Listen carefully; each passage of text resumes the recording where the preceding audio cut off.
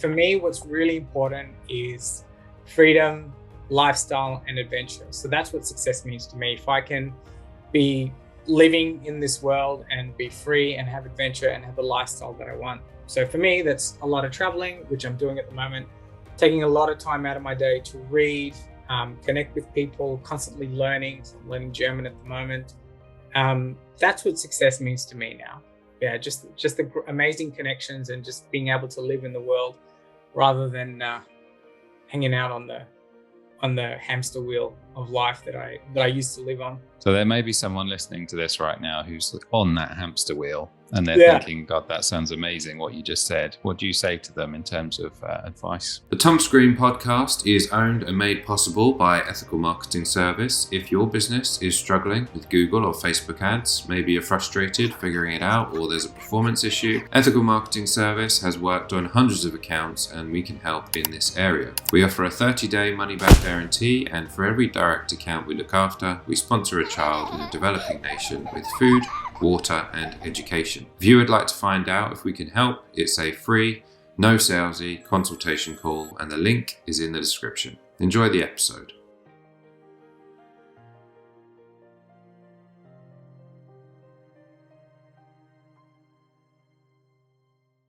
Thomas Green here with Ethical Marketing Service. On the episode today, we have Alvin Narsey. Alvin, welcome.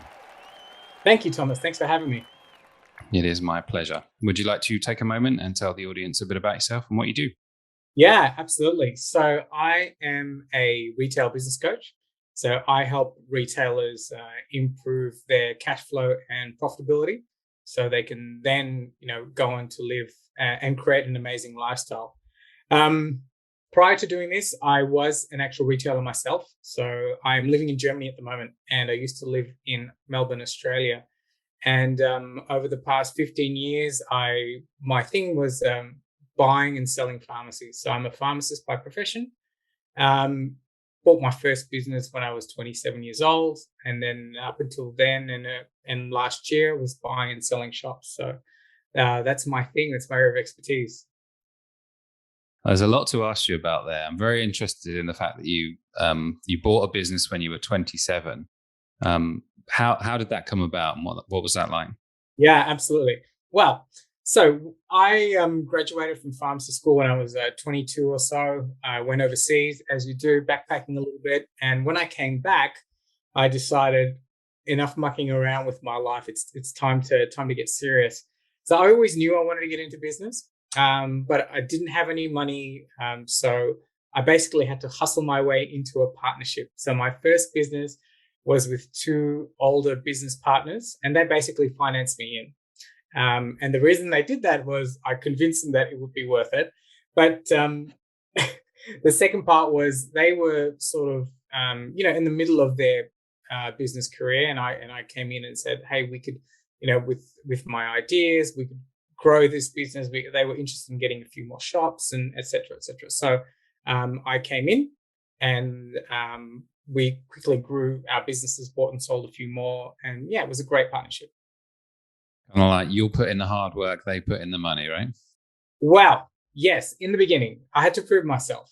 So we had met through, we had a mutual accountant actually, and they told their accountant they're looking for somebody, and my accountant knew me. So yeah, I went in, and yes, I had to do the hard yards for about a year to prove myself, which we did, and then and then from there was just almost on equal footing in terms of where we were and the ideas that we were spreading along. So, is it the kind of activity that you don't encourage other people to do if they're going into business for the first time?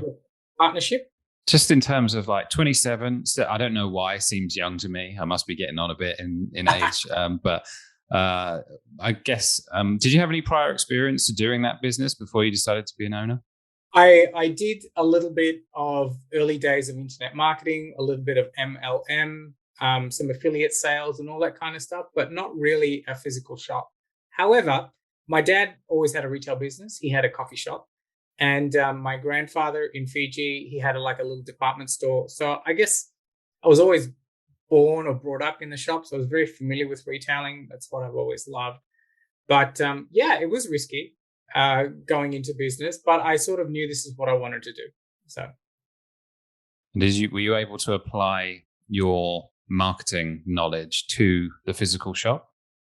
well, it turns out I had no marketing knowledge. So what I thought versus what would happen in real life when I got into business were totally two different things. So I was very, I guess I was very fortunate in the fact that I was really hungry and I was eager to grow and make money. I don't know, I can only speak for me. At 27, I was like, the world's my oyster, give it. So I was very fortunate in the fact that I sought help.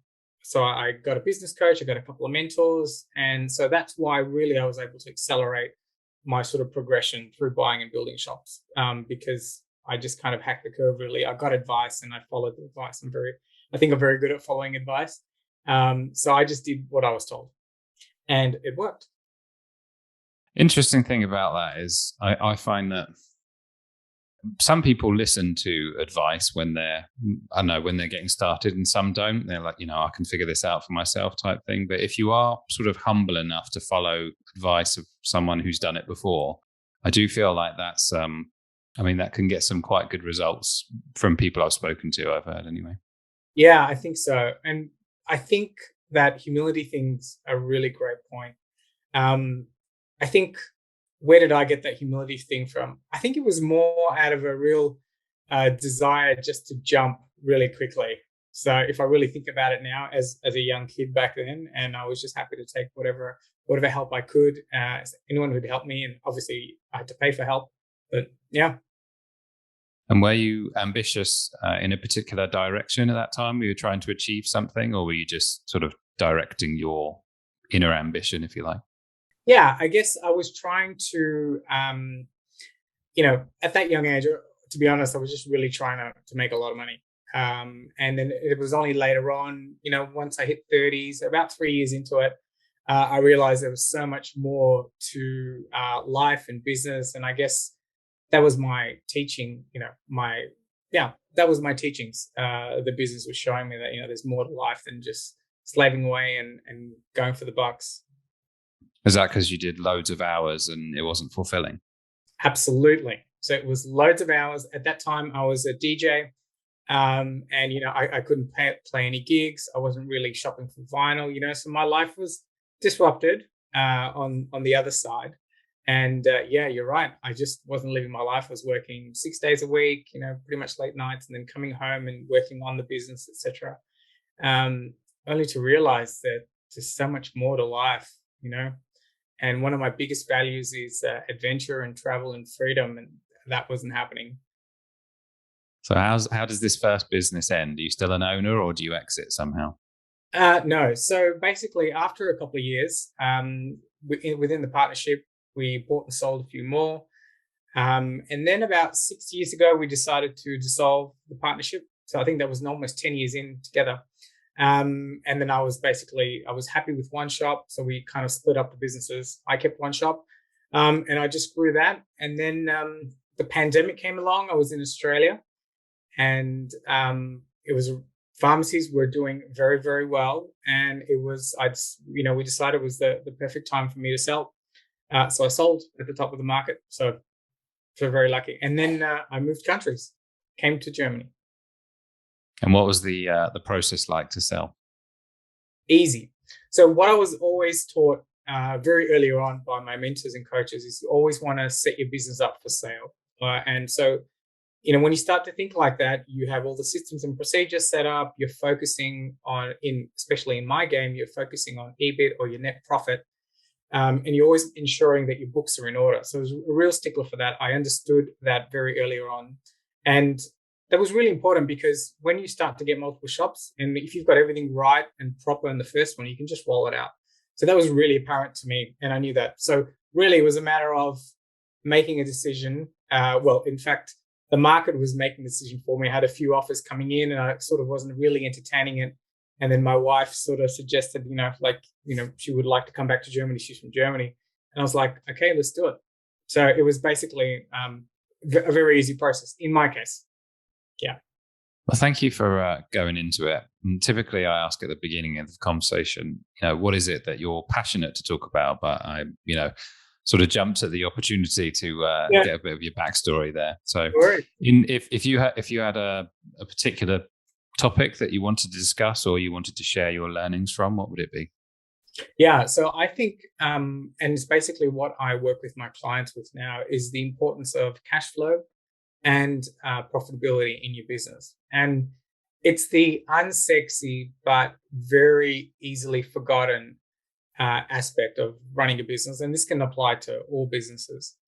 So that's the main thing that I focus on, because that was taught to me probably a couple of years into it, into my business building career. And once I got that fundamentals, once I understood it, everything just becomes really easy. I actually think that cash flow is probably something which most people struggle with if they're in business, and there's not a lot of discussion around how to tackle that. So did you learn it the hard way, or were you given some lessons that you actually used straight away? Yes, I definitely learned it the hard way in the beginning. So it was like, in a retail business, especially when you're growing, a lot of capital gets outlaid for stock and staff and, marketing, etc. And, your accountant tells you, yay, your turnover's increased, your profits are up. And so I'm looking at my bank account going, where's the cash? So at that point, they said you have a cash flow problem, but no one really explained that to me. But I was very, very fortunate that I had a really good coach at that time, Glenn, and he basically simplified everything. And it's basically what he taught me, which is what I use with my clients now. Like you said, cash flow is often not talked about because I think we tend to overcomplicate it. And by keeping it really simple and applying it to your business, it's like wearing X-ray goggles. It can really open up your eyes. How so? Well, if you're so what I recommend, if when you start, you need to start recording your cash flow and on a weekly basis, and making decisions from your cash flow recording on a weekly basis. So that's the first thing that I would do. And just keeping it really simple, nothing fancy, like some simple Google Sheets or an Excel spreadsheet, very old school. It's just so you as the owner can actually see what's coming in. So you look at your income coming in, look at your debits going out, who you paid out, and what's left over. And I encourage, the way I was encouraged to do it was just to ensure that everything balances with the balance on your bank account. So, using internet banking, it's really easy now to download your credits and your debits and to marry it up that way. But once you get your cash flow recording sorted, then the next part is you can accurately forecast your cash flow, which is another thing that most business owners sort of don't do, or they leave it to the accountant. But forecasting is really important. And you can predict, I think with a high degree of accuracy, the way your business is going to pan out from a cash sense 12 weeks into the future. And it makes it really fun, So, for instance, if you want to, you want to buy a piece of capital equipment or you want to purchase something, so you can add that into your forecast and you can, with a high degree of accuracy, have a look 8-9 weeks down the track. How does that affect your cash position?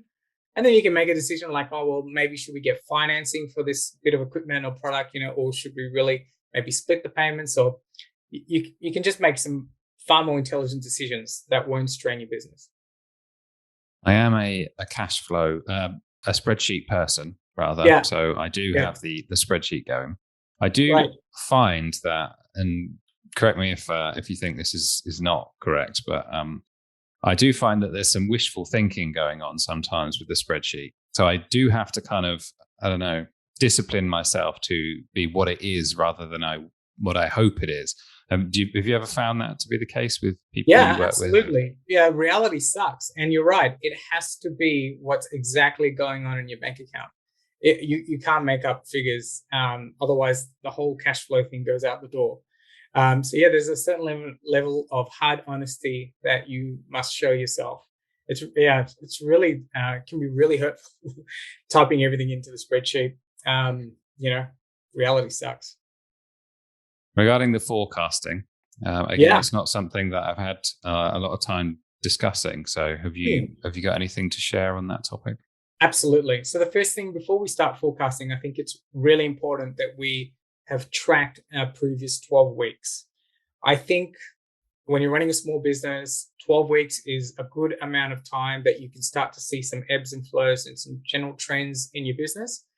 And then from there, it's really just focusing and forecasting out for the next 12 weeks and keeping really everything the same, changing the dates, and then start to manipulate some of the numbers if you want. So for instance, if you sort of know you might be expecting a little bit more income on that particular week, on week 7, for instance, or you want to do that capital purchase, or you think there's extra money in the bank account, I might take it out for myself. How does that impact the business? But just keeping it really simple, I think, is the key thing. So coming back to the instance where you had no money in the bank account, but your accountant told you that you had made a profit. Presumably, yes. There's a tax issue there as well. As a side note, you owe some money even though you don't have any money. How does someone solve that problem? With the spreadsheet. Yeah, absolutely. Okay, so what we did then was we had to renegotiate some supply payments. Once we had sort of gotten out of that and sort of spoken to suppliers and say we can pay later on, from then on, once we learned this the hard way, it was a matter of allocating your tax from the beginning.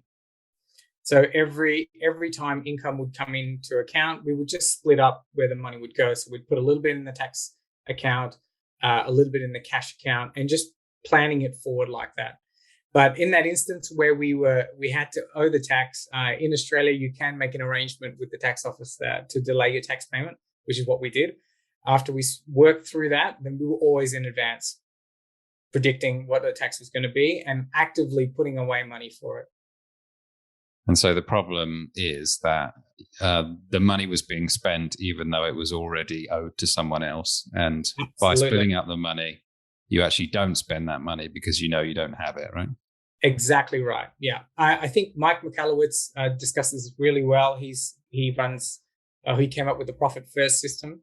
And most business coaches have some sort of system like that. But yeah, you're just basically allocating money in buckets. It sounds so simple. It just needs a little bit of discipline, and it can work wonders. And you're right. Eventually, you need to make sure that your business runs on the optimum amount of cash, not spending money willy-nilly.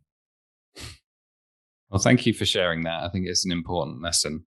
In terms of what you're doing now, what's your day look like?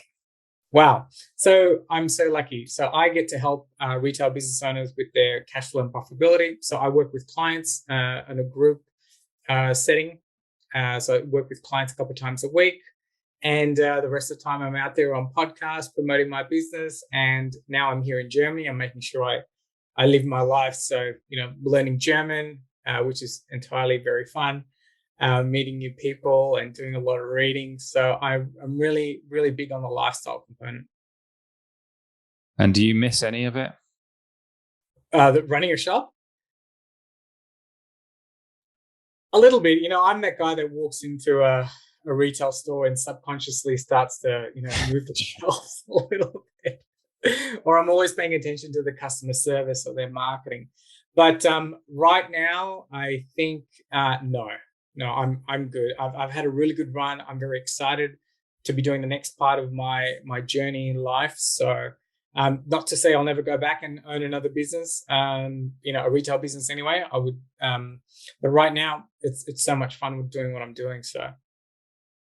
And have you got any wins that you'd like to share regarding what you're doing now? Yeah. Wow. Okay. Yeah. Heaps. I guess I wasn't really present on social media before. So, that's a new win for me, presenting myself on social media and sort of sharing yourself with the world like I had never done before. Hence, I'm doing podcasts and just really trying to get the word out there. And I guess one of the nature of my business is that my clients are all over the world. So it's part of what I need to do. And so I think it's a really big win for me to be able to do this with you on the podcast and do Facebook Lives and get on Instagram and do all that kind of thing and really show my work on the social media platforms. And now you've got your cash flow sorted out. Yes. What are some of the biggest challenges other than that? In running this business or in my life? You can do either. I don't mind.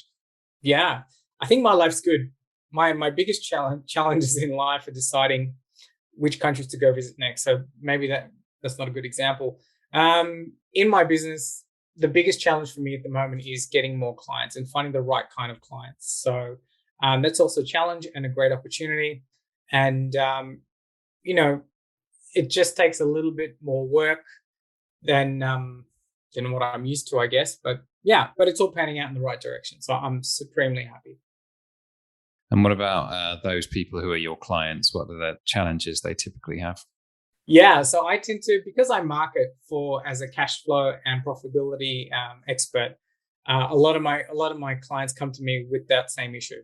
So a lot of them are having, apart from the cash flow and profit thing, a lot of the retailers are still trying to adapt to the whole COVID situation. So I've got clients who are sort of thinking about doing online as well as bricks and mortar, or the other way around. I've got a lot of online eCommerce clients who are then thinking of opening bricks and mortar. And the same challenges that you get with retail for them, hiring, customer service, all that fun stuff. Well, that's an interesting place to navigate, actually, because I do think, as you say, people are always considering, if they're one, should they go to the other? So have you got any advice? As in retail and then bricks and mortar and online, is that what you mean? Yeah. Yeah, I think it really depends on where you are with your business, the market that you serve.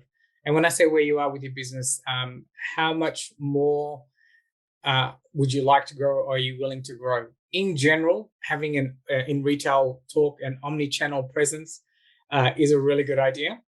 I think if you already have a bricks and mortar store, then I think it's almost mandatory that we have an online e-commerce strategy as well. With e-commerce sellers, I think you need to reach a certain point and a certain value proposition before you get to bricks and mortar. You've got to have a unique product, etc., etc., and it's going to really make it worthwhile. Yeah. Thank you for that. Is there anything that I should have asked you about today?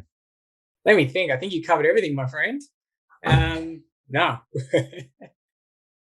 Well, I did say that sort of near the end, I would ask you what your definition of success is. So what does success mean to you? Yes. So, for me, what's really important is freedom, lifestyle, and adventure. So that's what success means to me. If I can be living in this world and be free and have adventure and have the lifestyle that I want. So for me, that's a lot of traveling, which I'm doing at the moment, taking a lot of time out of my day to read, connect with people, constantly learning. So I'm learning German at the moment. That's what success means to me now. Yeah, just the amazing connections and just being able to live in the world rather than hanging out on the hamster wheel of life that I used to live on. So based on that criteria, are you a successful person? Yes, absolutely. I am. There you go. That's what you like to hear, isn't it? Yeah. And what I learned very, midway through was it's such a success is what it means to you. And I remember doing some self-development course once, and they said you can just set the bar low, so you create what success means to you, whether you get up in the morning. So for me, a successful day is making sure I meditate, making sure I go to the gym, and making sure I do a little bit of work. So I set the bar really low for me to be successful and happy. And once I've done 2 or 3 of those things already today, I just got to do a little bit more work, and that's it. I'm happy. So there may be someone listening to this right now who's on that hamster wheel and they're thinking, God, that sounds amazing what you just said. What do you say to them in terms of advice? I think it's really important. What I find, and this is what I find happens with a lot of my clients as well, because we're so stuck in running around that wheel, it's a matter of really taking a step back and really doing that cliche thing of finding out what really matters to you. And I think it's that taking that time that I'm not sure what happens. Like, we don't really take the time to take a step back, or when we take a step back and try and plan out our ideal life, we get a little bit scared because we're like, oh, we need the job for the income to pay the house, to pay the cars, etc. So I think it's really important that we take a step back, have a look at what we really want our life to be, what really makes us happy, and to be able to then start to take some steps to, start to create that life. About having a purpose and a vision, right? Yeah, absolutely. Well, congratulations on everything you've achieved. Because it sounds like you're in a good place, and you put the hard work in to get there. So well done for that. Thank you. Do you have any closing thoughts for us? No, that's fantastic. I had a really great time. Thank you. Well, if someone wants to connect or perhaps learn more, where do they go? The best place is I spend a lot of my time on Facebook. So just find me, Alvin Narsey, on Facebook. Shoot me a message. Tell me that you heard me on here, and let's continue the conversation. Alvin, thank you very much. You've been a great guest. Lovely. Thanks, Thomas. Thanks for the opportunity.